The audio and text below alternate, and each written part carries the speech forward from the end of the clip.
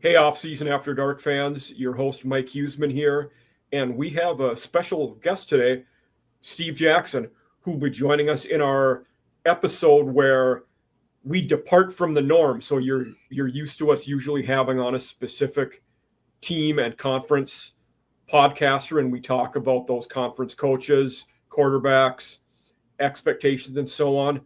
Today, we're starting a new mini series we're doing where we focus on college fantasy football, specifically a league that Steve and I have been in for multiple years that was called the 50 teamer by everyone.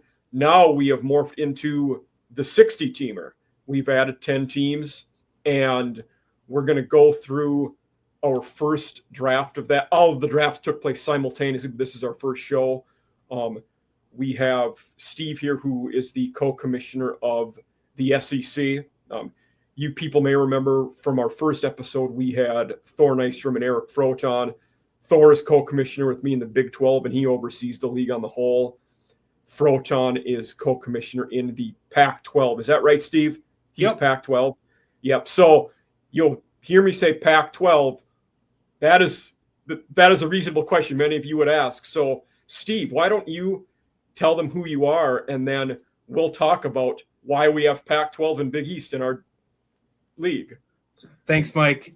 So my name's Steve Jackson. I am a college fantasy football fanatic. I spend all of my husband points on college fantasy football. I think I'm up to 51 teams this year. I think I made $3,000 last year on a bunch of $5 and $25 leagues. I love college fantasy football because there's actual information asymmetry. There's so much out there in the NFL, there's so much out there in fantasy baseball, but in college fantasy football, there's room to get an edge. And so I spend a lot of fun on that. We've been in this league, the now 60 teamer for a long time. And I think 2019 was 2018 or 19 was I was not in the first year because it was only industry guys, and I've been in it since.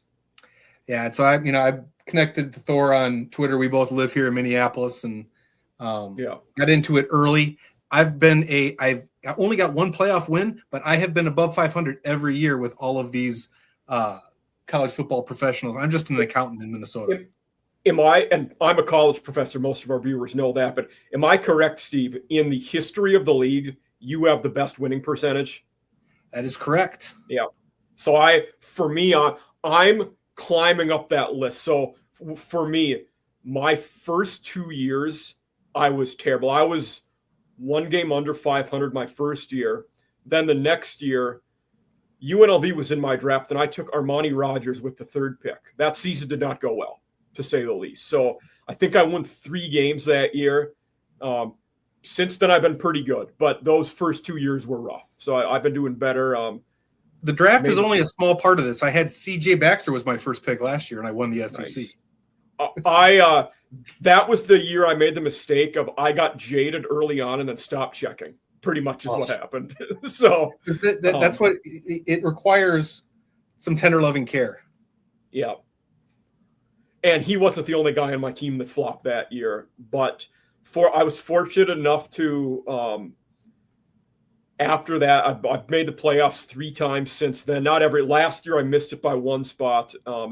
Had we been in the old format of 16, I would have made the playoffs last year. Yeah, didn't have as many playoff teams. This is good that we got more playoff teams this year. Yeah, only 8 made it. I was 3rd in my division, and only 2 made it, so that was unfortunate. 2 years ago, I did make the title game where our friend Mr. Bainbridge, who will be on in a later episode, defeated me in the title game.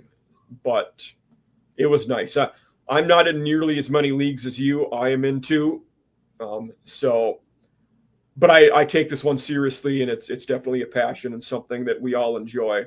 But let's tell our viewers a little bit about the setup of the league. So there's 60 owners, and we have 6 different divisions, all with 10 teams in them. So each division needs its own draft pool, obviously. So with the Power 4 only, we had to come up with 2 more conferences. So we reverted to the previous iterations of the Pac-12 is the fifth one, and I remember the conversation Thor and I were bouncing around how we get a sixth, and it popped in my head. Let's go old school Big East. So the Power Six conferences we have and how they were divvied out. I did most of that. I did none of the G5 stuff. So that was all Mike Bainbridge, I believe. But in your SEC conference, Steve, who are the G5 teams you have? Because I believe your conference is a catch-all and the one that's not really a G5. Yeah, so we've got we look here, we got Charlotte, we got Coastal Carolina, we've got Kent State, Kennesaw State, Louisiana Monroe, Marshall, Go Herd, Nevada, Old Dominion, UAB Blazers, UMass, and I mean that's a poo-poo platter of G5 teams. That's a catch-all. Though Steve is saying it is a poo-poo platter. His conference was projected as the highest scoring of all of them, so I'm not going to let him get away with that. Your audience knows that the SEC just means more, and they do. We, as SEC After Dark, they are made aware of that by everyone but me on a weekly basis. I can tell you that. So when you have those teams, we had to make them even across the whole pool. Yep. And so that was Bainbridge's work to do the math and make them equal. Yep. And one thing our viewers should know, I was in the Big 12, Steve was SEC, but because we had to go to some previous iterations and even points out, the old Big 12 teams of Texas, Oklahoma, Texas A&M were a part of my Big 12 draft, which is why for my first two rounds, I did the stack of John Mateer, Deion Burks.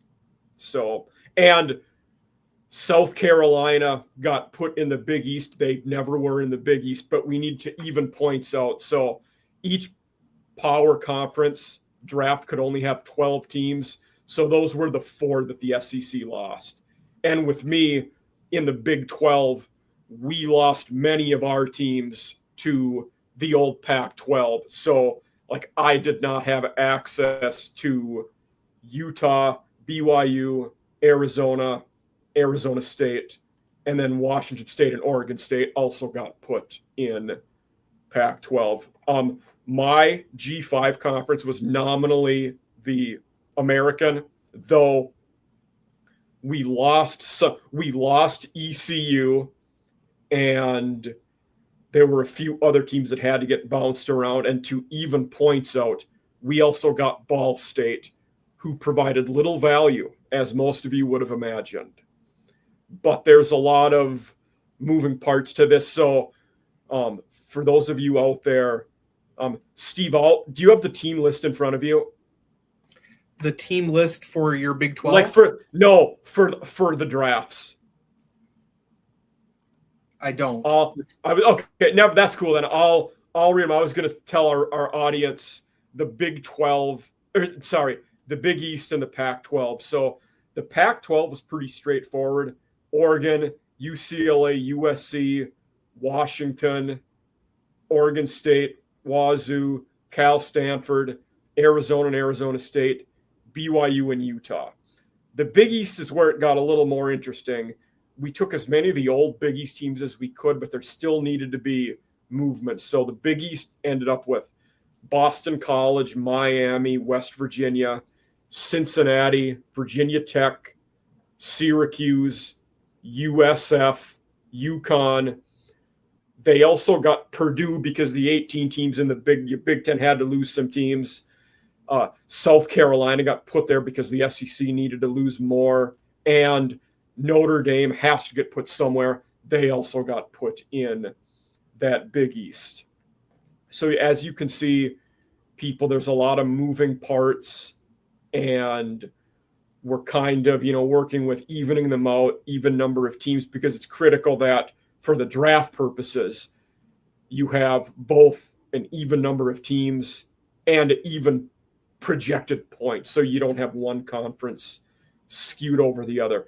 Steve, what am I forgetting, or what should the audience know in how we're setting up the draft and doing? Well, the other thing is that we do all these 6 separate drafts, but then after we're done, we put all the players back into a single pool.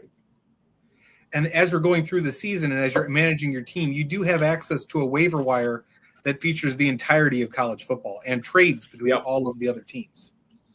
I'm a big believer in diversifying my team, so I will be active in engaging in trades with people of other conferences.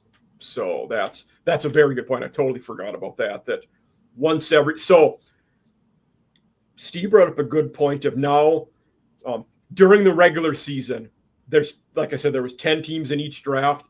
You only play the other 9 teams in your draft in the regular season. Then everybody gets put in the same playoff. This year for the playoff, we are going what the FCS does for their playoff. So 24 teams make it.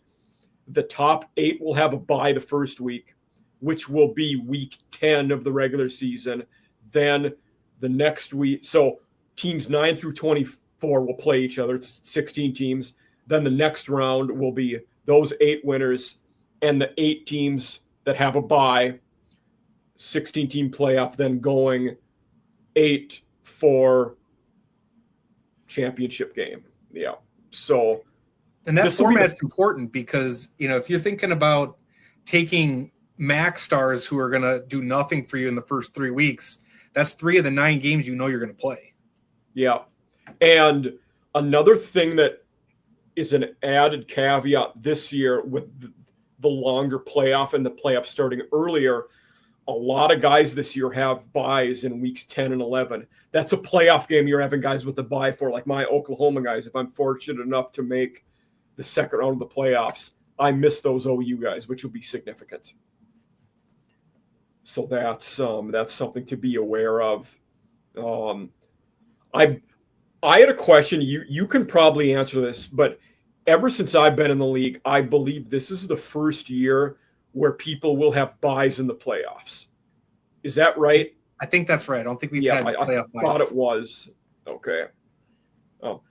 So we'll kick it over. We'll get a little league specific for Steve's draft. We won't get as specific into my Big 12 AAC draft. That's going to be a next week episode.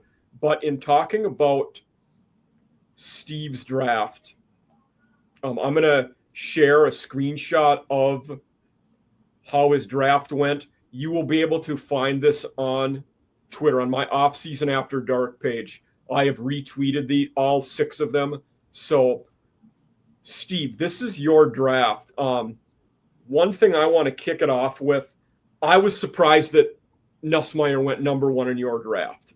So, can you tell me a little bit about, going into the draft as it started, first, second round, what did you think about the top end of your draft?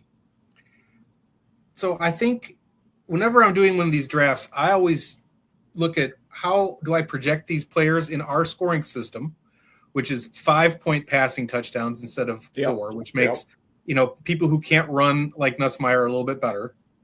And then I look at how good are those players compared to about the 10th best player at their position. Okay. To say how valuable are they in relative terms. Because some of these leagues have plenty of good quarterbacks and some have plenty of good running backs. It varies, and you need to look at the player pool to see the relative value. I was in one with a lot of good QBs, so that changed how we go compared with others. Yeah. There's somebody in this league who's going to be starting Bo Prabilla, and you probably are doing better than that. You should make a trade with him. I don't know. I'm doing way better than him as a starter, but I don't know if I'd want to trade my backup, Jake Retzlaff, to him. We'll see about that. Yeah, that's a good question. That's a good point.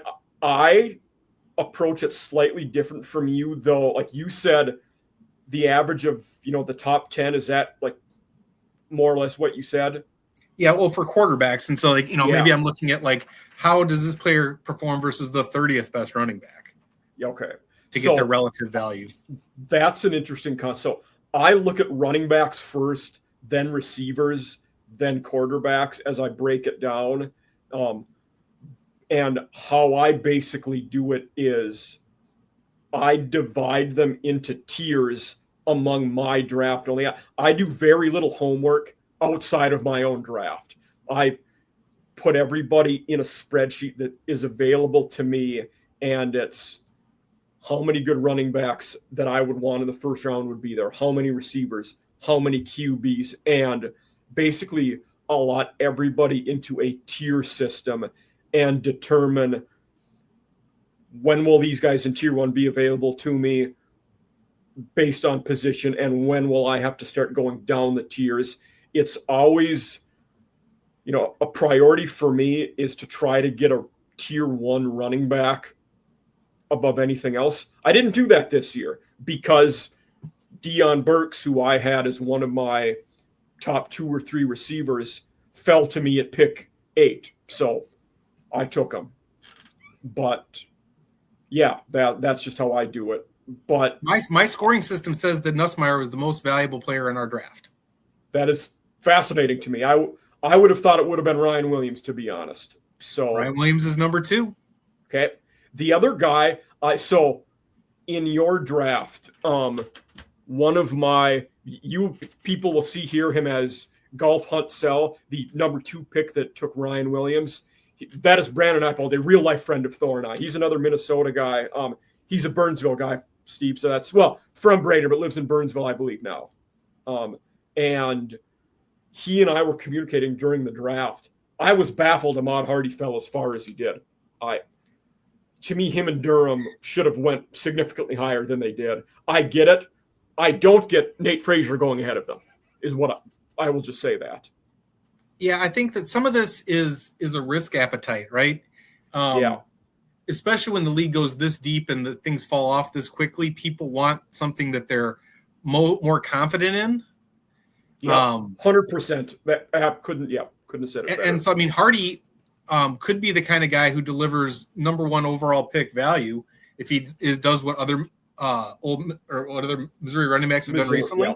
Yeah. But it's a tough lift to go from G5 to the SEC and be successful. That's the reason to not. Fair. And another thing, compared with the NFL, I think a big caveat for me is I'm way more interested in the system and the offensive coordinator and the style they run than I would be in the NFL. That's why Nate Frazier scares me to some extent. How many 1,000-yard rushes has Georgia had since Kirby Smart's been at Georgia? They spread it around too much. Their receivers are worthless. I mean, they're a fantastic team. Yeah, it is zero. They do not make fantastic fantasy players. They also rarely have a running back that rushes for 10 touchdowns in a season because they spread it out so much, which scares me away from Frazier in a lot of ways. I would have taken Durham or Hardy both ahead of him in that point. The other, where was Austin Simmons on your, you said Williams was 2. Where was Austin Simmons on your projected value? Austin Simmons was my 4th quarterback. Let me look at it with everybody again. 1, 2, 3, 4. I had him 7th. Fair. I thought that was a little bit early. Agree. Who was the number 2 2 and 3? Was it Lagway and Colton Joseph? Colton Joseph, and I actually have Ty Simpson. Oh, interesting. Ahead of Austin Simmons. Okay. I was very disappointed that Simpson didn't fall to me at 3.10. I would have been too. I'm looking for him on here. He went 3.8. Oh, okay, 3.8. So he almost made it there. That is. Yeah. And I almost took him at the turn there, but I was like, no, I think that he can come back around, and I needed to get those running backs. Yeah. I was going to say, who's taking Diego Pavia ahead of Simpson? Oh, it's the guy I just said that I'm friends with in real life, so that's who. Yeah. Well, and I like to believe that he got the wrong Mississippi State running back too. If Booth can, keep it together for me. Yeah, and I like fluff, but again, similar to the point you brought up with Hardy, we are dealing with a guy jumping up from the G5, so there could be some growing pains there. That's a reasonable take. I noticed you, Steve, you had a pick I enjoy. You were on the end cap here. So after your pick, you had the back-to-back picks every time you were up, and then I love that. a long wait in between. I I like it too. I maybe even if it's not last, I like being on, near the end. So I was 8 in ours. So you're picking relatively quick, 8 and then third in the off round. Tell us a little bit about your first two. So you had the 10th and the 11th pick overall. We can see you took Miller and Jaden Bow. What were your thoughts in going running back? I felt like running back was had the least depth in this league. And I felt like I was getting the end of the tier to your logic. Yeah. Those are guys in good systems who I think are going to get a lot of carries, people who I think are going to get 10 rushing touchdowns. And I don't think there's another running back after them who I think is going to get 10 rushing touchdowns. So I think that was the logic. And in this league, you can find wide receivers through the waiver wire through the course of things, even with as deep as it goes. Great. But you can't find SEC caliber starting running backs. No, you certainly can't. So that's where I go for that first. Yeah, no, that's a great take, I think. And I departed and did something I'm typically one. I find less value in QBs most of the time. I wait on them a lot. Granted, one of the times I made the playoffs, I had the 1 overall pick and took Matt Corral just because he was significantly the best player in the SEC draft that year. And there were less good QBs. But I took a QB in round 2 this year, way higher than usual. But for me, I felt that there were 3 QBs that were of significantly better value than anyone in our draft. Arch Manning, John Mateer, and Caden Veldkamp at FAU. So I had taken Deion Burks in the first round, and then when it came back to me, it appealed to me having that stack, because if those two go off in a game, I'm going to be almost unplayable. Like, it's going to be massive. And I think there's a piece of this league that, we're not playing for second. Yeah. So, put these stacks together. You want to imagine there's like 5 stacks in my draft. There was like 5 stacks in my draft, by the way. Thor took Veldkamp, and then Easton. He had Easton Messer in his first round, Veldkamp in the second round. Why are you letting him do that? We both did it. It's just one of those things that I love that FAU offense this year. I think that they're gonna throw the ball 500 times easy. Yeah, and with me, it's the similar to with Oklahoma. Burks is going to get big plays, and then Mateer is feasible runner near the goal line. So for me, it just sadly I am out on Oklahoma. You and I are on different pages there. Okay. I mean, I get the Arbuckle is a great coordinator, and that they're going to throw the ball more for sure. I just worry how much they're going to score in the SEC. I feel like Oklahoma's a great program on the way down.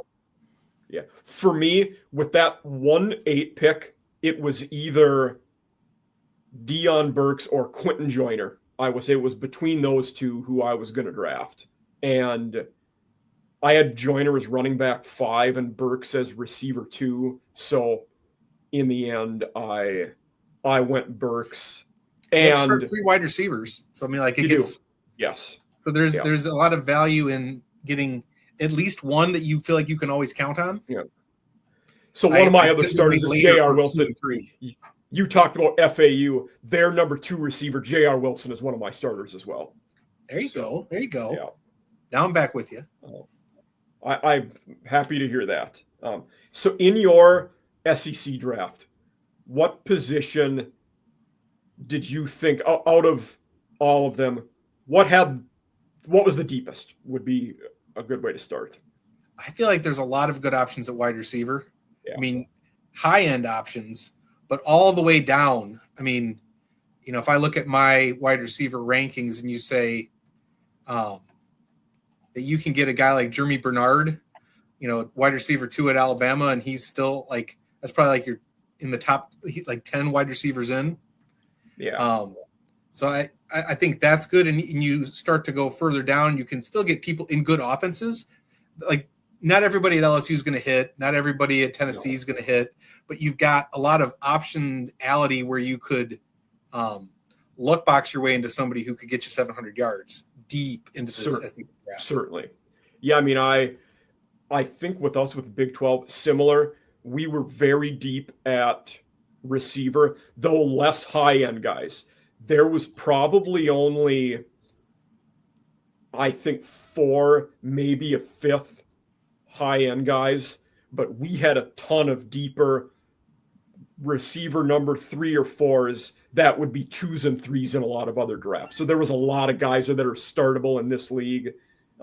Running back, we were interesting there because we had 4 or 5, I thought, pretty good high-end guys, but those tier 2 guys were not very good in ours. So what it became was, in my case, I'm picking running backs who I love the system.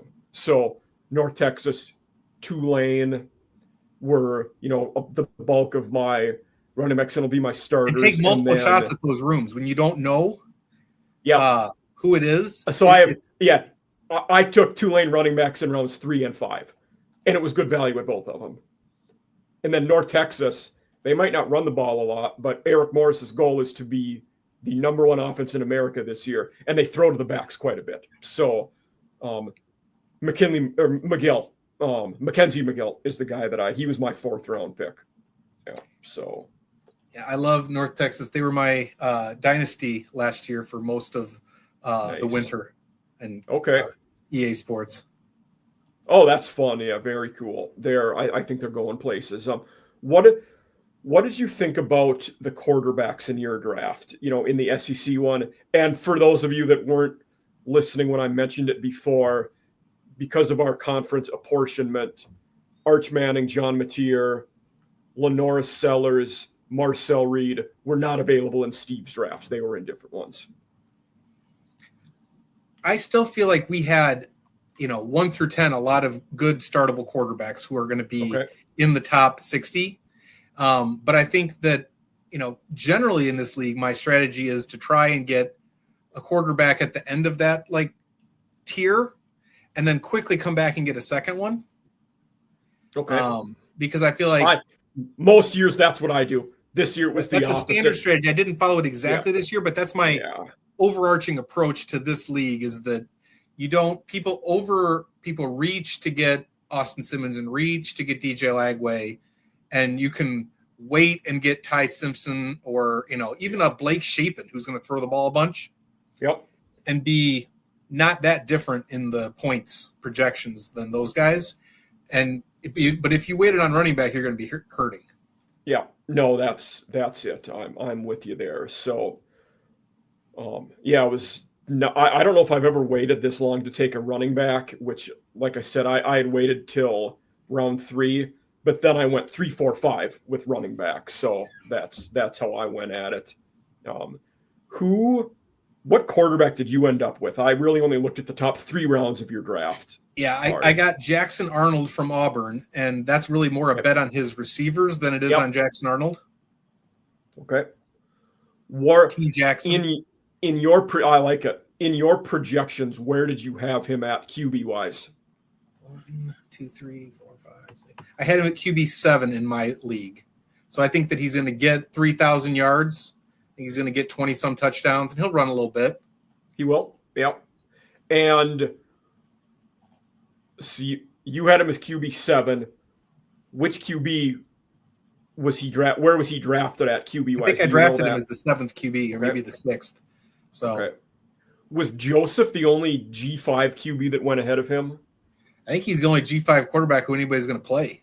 Oh God. I guess listening to the teams you drafted from, that's not shocking. See, with us, we got a lot because you got Veldkamp, probably Poffenbarger, but Messmaker. Whoever wins that G5 job is going to, at North Texas.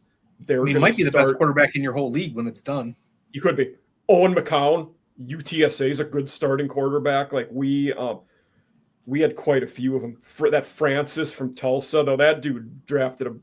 We had a guy, I've never seen this before in this league. The guy that picked in the 10 spot in our draft where you did, he took his 3 QBs, 3, 7, 8. That's high. It is. Yeah. So one of them, he took Josh Hoover at 3, which, okay, he's projected to get a lot of points. But then Mestmaker kept falling, so he took him at 7. So Mestmaker went 3 picks after Poffenbarger did. And by a different person, which is wild. Yes. So I could see if I already had Poff to double up with Messenberger, that's even exactly earlier what than Thor it and I makes said. sense. That would be a good strategy. Yes. That's the theory that got me to the title game a couple years ago with our Texas State duo of TJ Finley and Malik Hornsby. But he, in the 7th and 8th round, so his back-to-back picks, he went Mestmaker and Kirk Francis from Tulsa, which far be it for me to tell another grown man how to draft a 60-teamer squad.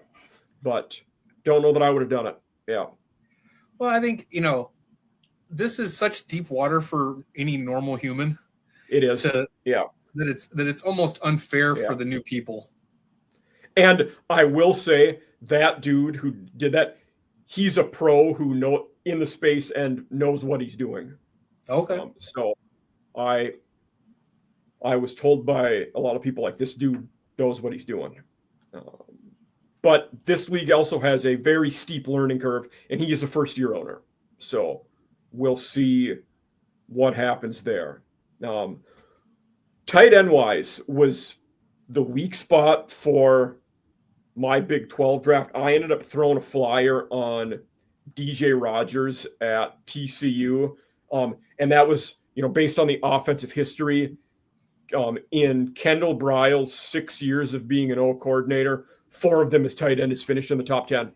So I'm hoping that Rogers wins the job there. Tight end is, when you get 60 teams, tight end gets it's a very common strategy of people to actually just completely punt tight end. I never do that. I feel like I always try to get, the only place I punt is kind of the end of my wide receivers. Like I'll figure that out later. I always want to have a top 10 quarterback. I always want to have a top 10 tight end. And I took Traore, the tight end from Mississippi State. Yep. We don't know 14 who the top played at options are 14 in that colleges. offense, but been in college since George Bush was president. Played at 14 different schools. Yeah. So he could be. He could be good though. I don't know that he's going to be great, but I feel like I'm confident that he's not going to give me a nothing burger. He's going to catch 30 or 40 balls. He's in an offense that is utilizing tight ends too. Yeah, which is good. You need that. Not a lot of returning players. I think we aged out of the COVID people. Yeah. And so this year feels like I've got a little bit less. He's one that might be still a COVID era guy. Yeah. Well, most of them, right? But if you had an injury and a COVID year, and you can stick around and be 26. Yep. I was talking about who the heck was it? It was a G5 QB that was Chubba Purdy, because I had an Air Force guy on my show a few days ago when we were talking Mountain West, and he was 2 years Florida State, 2 years Nebraska. Now he's 2 years Nevada. Yeah, he's in this league, so he's on somebody's team. Oh, Nevada was in with you guys with the catch-all. Yeah. Okay, I like it. Yeah. So, this is not necessarily your draft, but your mindset. How much do you value the defenses?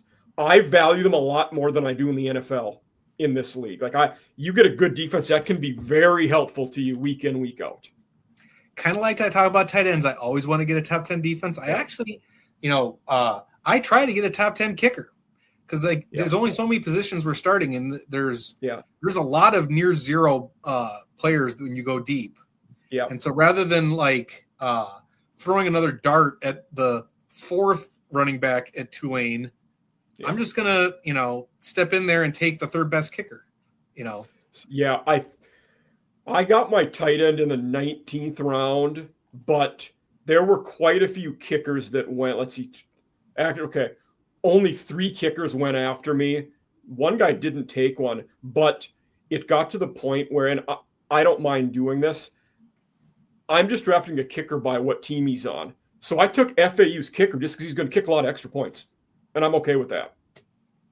Yeah, I got LSU. Yeah. Same mindset. Like it, yes. And that, yeah, it's the theories there. I was the second team in our draft to take a defense. Our friend Thor he took Texas in round 9. They were the best defense by a bit in ours. And then later on, I took Oklahoma's D. So I'm, again, Sooner Magic. I'm all in with them. Not all in with them, but maybe more so than I would be comfortable with at this point. We'll see what happens there. It's well, like I said, if it all comes together and it works, it's going to be great. Yeah, they were really good on defense last year. In my defense, for taking their defense. Yeah. My thought on defense, actually, I look at the early part of the schedule. Yeah. Because defense is another thing where you can find people and matchups on the waiver wire to get you through. Yeah. So I drafted Arkansas and Marshall. I like to get one big school, one small school, so that the matchups. Me being a Marshall, you definitely should not start Marshall in week 1. No, that's why I have Arkansas playing like Pine Bluff or whatever, right? And then didn't they beat him 73-0 last year in the opener? So that's what I'm looking for. I'm looking. Yeah. You got to start strong in this league. Yeah, and then I got the Sooners. Yeah, Sooners have an FCS team, albeit Illinois State, one of the better FCS teams, still an FCS team. And then week 2 they have Michigan, who don't get Michigan will be all right, but I like Venables week 2 against a freshman QB as well. Yep. Steve is an alumni of Michigan, right? I am.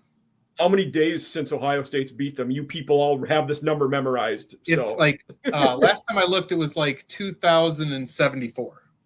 I love a couple weeks ago, I was watching Monday Night Raw wrestling, and it was in Detroit, and someone had the sign, 2007, this many days since Michigan or Ohio State beat Michigan. Like, fantastic.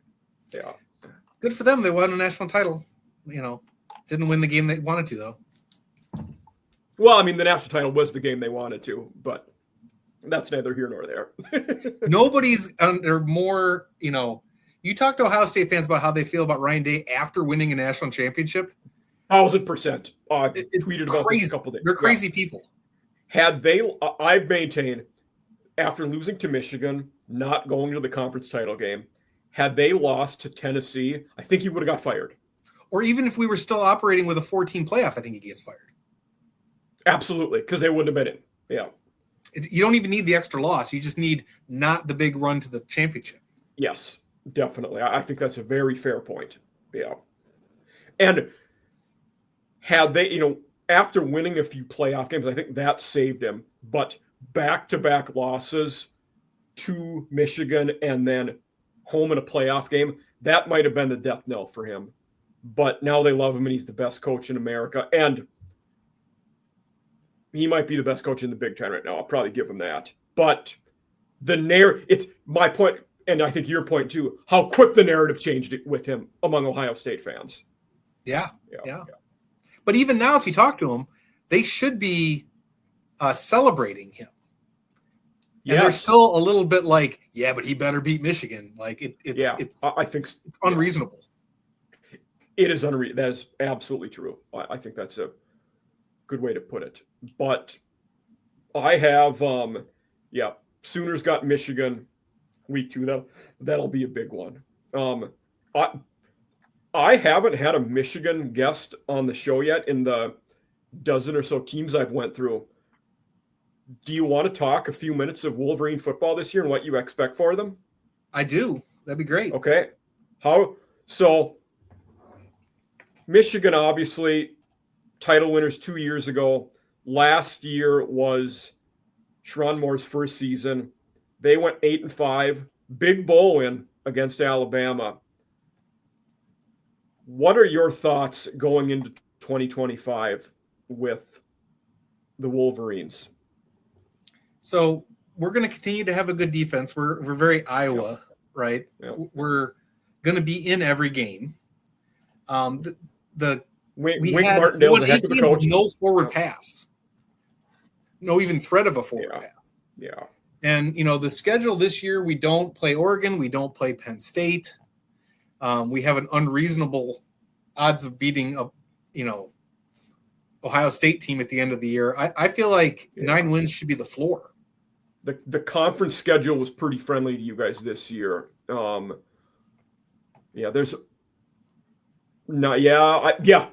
think you're right. No, 9 should be minimum expectations looking at that schedule. I don't know if I could see the body, if Underwood doesn't show up, things go bad, there might be a chance 8, worst case 7. I think 9 should be the minimum goal. I'm with you there, and they probably get it. Even like Mikey Keene, who we brought in the transfer portal to be presumably the backup quarterback, he completed 70% of his passes against the Michigan defense last year.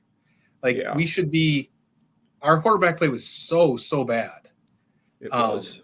And I think that obviously I want Underwood to be Cam Newton. That's what we're looking for. But we don't need that to be that brings up an interesting question I have, and I had a similar one regarding Michigan with this before. Do you think there's any scenario where they bench Underwood other than being injured? Because I don't know that I do. But I would like your opinion on this, because for me, it's say he stinks and there's growing pains and they disappoint. If you're Sharon Moore, you fall back on that of, hey, I was starting a freshman QB. It's all about getting us ready for 2026 when he's going to be a player. Maybe I'm wrong. Well, I think, some of this depends on the interpersonal relationship there, because I think that if you're in game 2 and he's thrown 3 interceptions and it's still a close game, do you go to Keene to try and win the game? Only if you think that you can do that and not have him transfer out. Yeah. That's the $1 million question. Yeah, because so it's not actually about his play. It's not actually, to me, it's about that relationship and that risk of him leaving if you were to bench him. Yeah, and I think the situation like that will stay within the Big Ten, but 2 years ago, not the Big Ten at the time, but Dante Moore was a mega recruit at UCLA, then goes to Oregon in the offseason. You can't have that happen if you're Michigan. That's what you don't want. But hopefully we'll be ready to throw $3 million at somebody else anyway. Hopefully. So. Maybe you will. Yeah. What about what are your thoughts on Chip Lindsey? So new offensive coordinator, very experienced, former O coordinator at Arizona State, Auburn, was at North Carolina last year, had been at UCF before that with Gus, was the Troy head coach for a couple of years. What are your thoughts on Chip Lindsey? And I think maybe the next level of that, is he the right guy for Underwood? I think there's a way you can talk yourself into him being the right guy for Underwood. He's had some good quarterback success working for him. Yeah. I don't know that that's necessarily on him. I think we'll wait and see. I think that we're going to continue to be a Michigan offense, whoever's the coordinator. We've had a lot of offensive coordinators throughout the entire Harbaugh time, and we run about the same stuff. And that's my expectation, is that I don't see a big change coming with this coordinator. I think that we're going to be what we have been. I think that we're going to have the ability to throw a forward pass. So it'll be different than last year, but not different than, the last 10 years of Michigan football. I think that's a good way to put it. Yeah, that I hadn't put it in, to that frame of they've had a lot of OCs and they really haven't changed what they're doing. So I think that's a good way to put it. But there's a lot to look forward to, I think, with that roster. They're very good at a lot of positions. And any way you looked at it, last year was going to be a drop-off from the year before. You couldn't maintain that. Nobody could for how good they were in 2023. So. Yeah, I think my concern this year is actually mostly offensive line. Okay. Because, it's one thing to say, we couldn't do anything because we had no quarterback. and everybody stacked the box and we couldn't do things.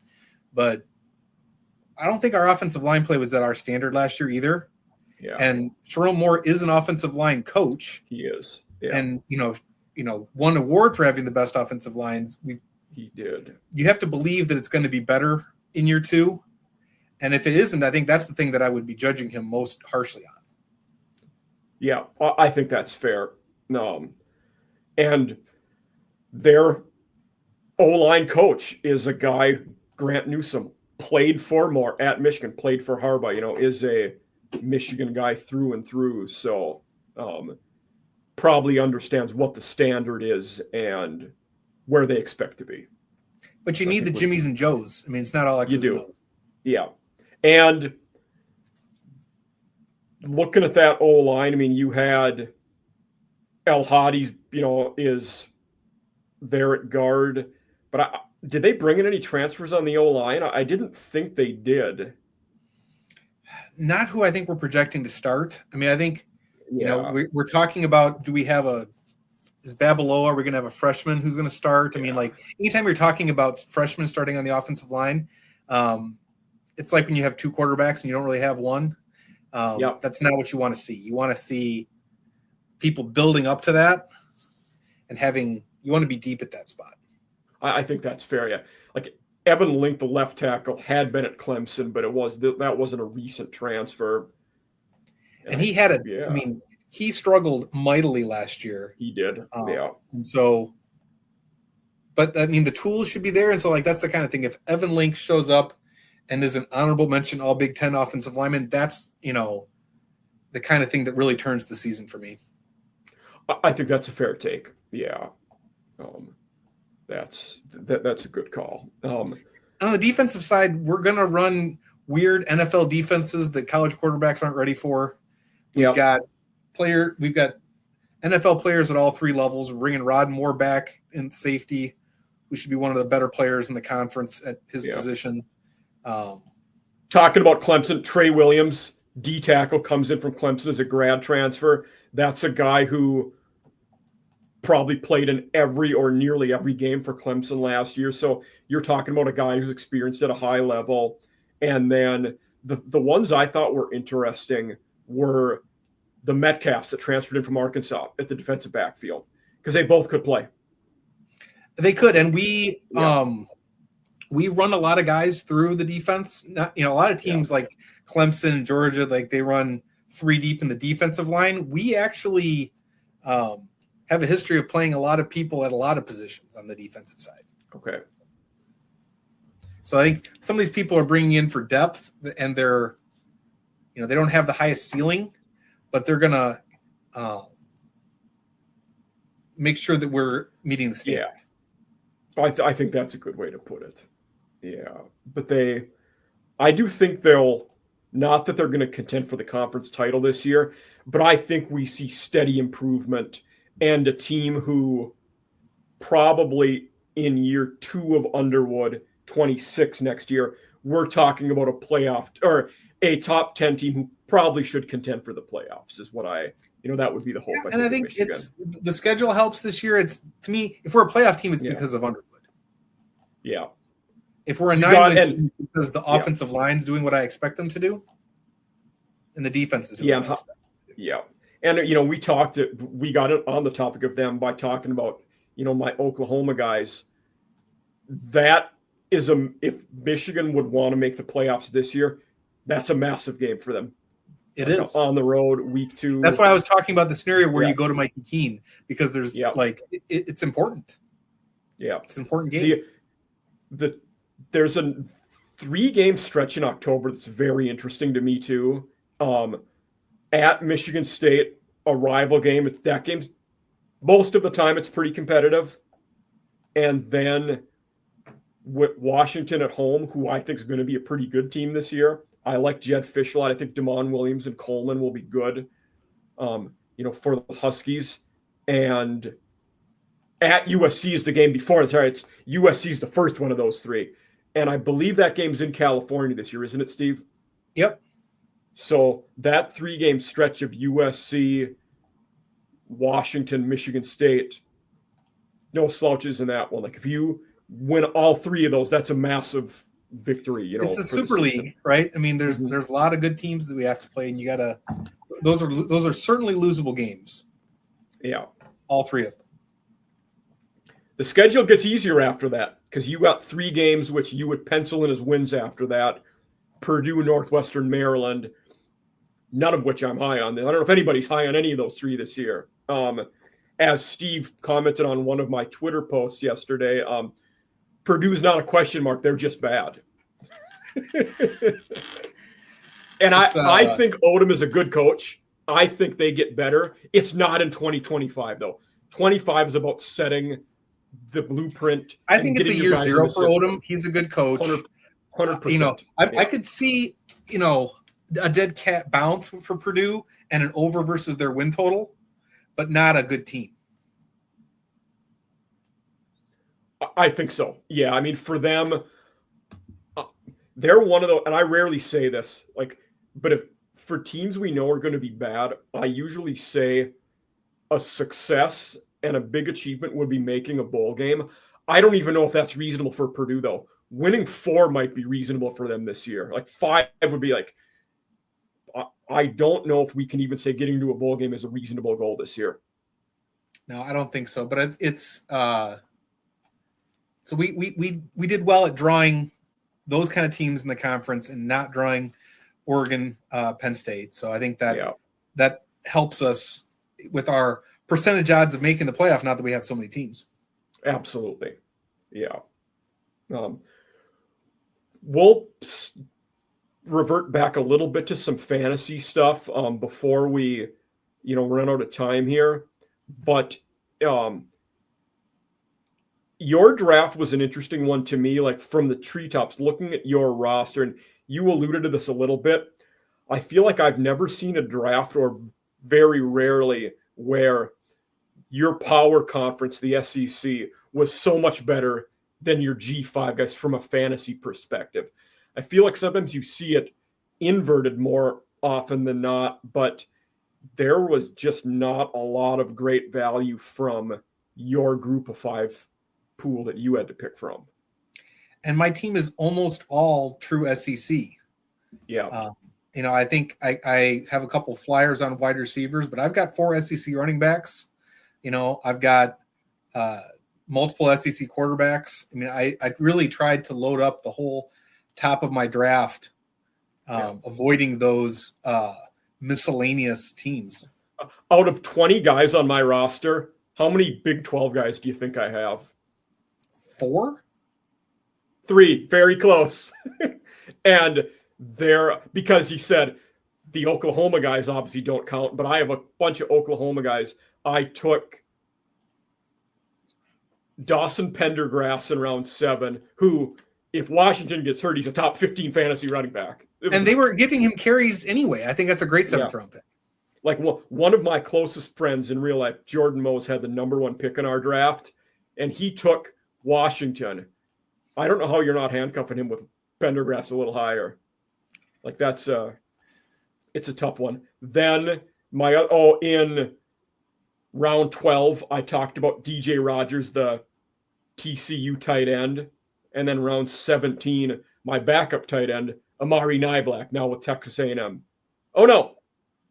That's SEC. So I may have been wrong there. Texas A&M. That's right. They're in your Big 12. No, but they're not a true Big 12 team, is what I was saying for the topic of this conversation. So only 2. Prentice, Baylor's receiver, is one of my receivers. He's the 3rd. Yeah. And that's so wild. These guys at the end of this draft, I think that even the people who are professionally following college football for a living, you're digging real deep. Certainly. Yeah. That was I hope this guy's the 2nd or 3rd wide receiver on Nevada. Yeah. And that the thing that I like with Prentice is he's an Alabama transfer at Baylor. Most of their other good receivers and guys battling are outside guys, and he's a slot guy. So I think his path to being the starter there is better on a team that's going to throw the ball and should be pretty salty on offense. First rule of fantasy football, know the rules. Full point PPR. Yep, sure is. That's why I talked about those running backs before. I got McGill from North Texas in the 4th round. He's going to catch passes. Yeah. Who? Let me ask you. We usually have a hot take section on the show. I'll alter that a little bit here, but on your team, who's a deep round? Say a guy you took around 15 or lower that you think could be a good player, and why? Look at my 15 or later options because I don't remember who I took. Draft results.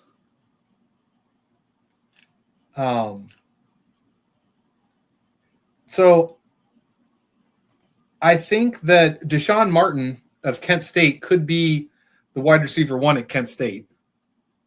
Who will be the worst FBS team in the country? But that doesn't matter. They're going to be down and throwing the ball a lot. And they put together, Yep. they had a couple of Yep. wide receivers who had good seasons and transferred up. And that's part of what I'm saying that, nobody has any idea who Deshaun Martin is. I mean, he caught 8 passes last year for Kent State, and yet I'm like, that could work out reasonably well. He could be somebody who's in my lineup every week. Yeah. Another one, I have defenses, I have kickers. Jason Patterson, could end up being a running back 1 in Kentucky. We don't really know what's happening there. They tend to ride somebody a lot. Yep, that's a good point. I don't think that he's going to be that, but I think there's the potential exists there. Caleb Brown is an Ohio State transfer now at UAB. I didn't know that's where he ended up, and I feel ashamed admitting that. I forgot that's where he ended up. Okay. And so this is the kind of thing you talked about. Hey, Alabama transfer over to Baylor. Yeah. It's like, oh yeah, he's a year 1-0. People have forgotten about him, but if he's got the talent that the Ohio State wide receiver coaches wanted him, yep, and you let him loose in UAB schedule, he could be playable. Yep. I think for me, that deep guy for me in very last round, pick 20 or round 20. Sorry. I took Antonio Jones, receiver at Temple, who is probably going to be a starter there, and a guy who had 20 some catches last year. I also think Temple's a team that gets a lot better. Not that they're going to be great, but Casey Keeler's a very good coach. He's the only man that's ever won 2 FCS national titles, won a ton of games. So I think Jones there is a guy in that offense. I mean, at round 20, if it doesn't work out, I'll cut the guy in week 2. There's zero risk at picking a guy in round 20. So he's a guy I'll roll with. Yeah. Yeah. I mean, I think it's, and odds are, Caleb Odom at I like Miss. Yep. If he's tight end eligible and Haas is injured all year, he could be playable. Yep. So I always try to look for upside late. I try to look for safety early. You see me take these big school, Miller and Baugh and Jackson Arnold. I don't want to get zeros there. And then later, certainly, I'm more willing to take zeros and shoot for upside. Maybe a parting question I will ask you, and it's one that just dawned on me that, I've talked about with other guys a bit, but thought to ask now that our league is expanding to 60 teams, significantly more than we've ever had, I expect a dearth on the waiver wire at a lot of positions. How do you think the waiver wire will be impacted by adding more teams? So I think that the player pool constriction, I actually think matters less because we're really bad at figuring out who the good 16th round players are anyway. Yeah. And so those extra 3 rounds of people that are coming into the league, we're going to miss so often on that. I don't think it's going to affect the waiver wire as much. Where I think it's going to affect is the number of people putting in claims. So it's not a supply side thing with players. I think it's a demand side thing of teams putting in claims. That's an interesting way to put it. Yeah. So I think the prices are going to go up. I think there's going to be players there, but I think you're going to have to pay more for them.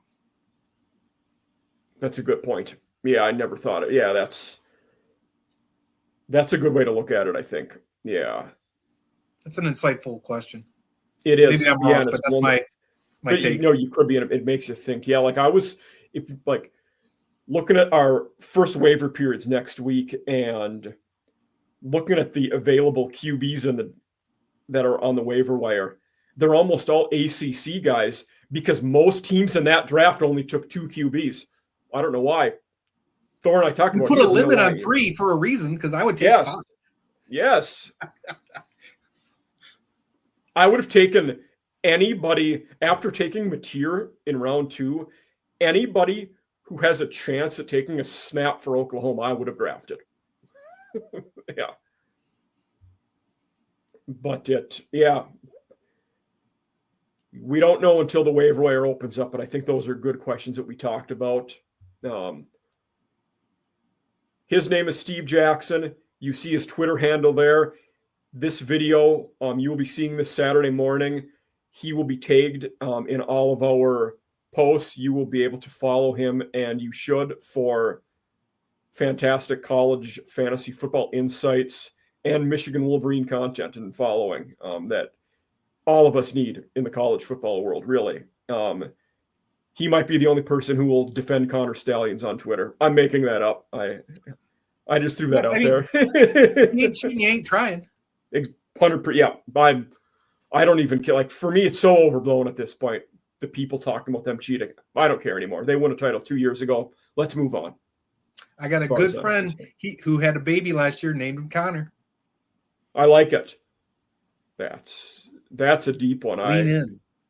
What I know that is this guy in our league. Many of your Michigan fellow alumni are in the league. He is not in this league, but he okay. Okay. But Steve, thank you for being with us. I felt like you were fantastic to have this episode in talking about the foundations of the league, and you added in a lot of great points about how we divvy up the teams, how the draft scoring work, all that, and then talking about your SEC draft quite a bit. So I appreciate you having me on, Mike. Thanks so much. Absolutely. Take care, everybody.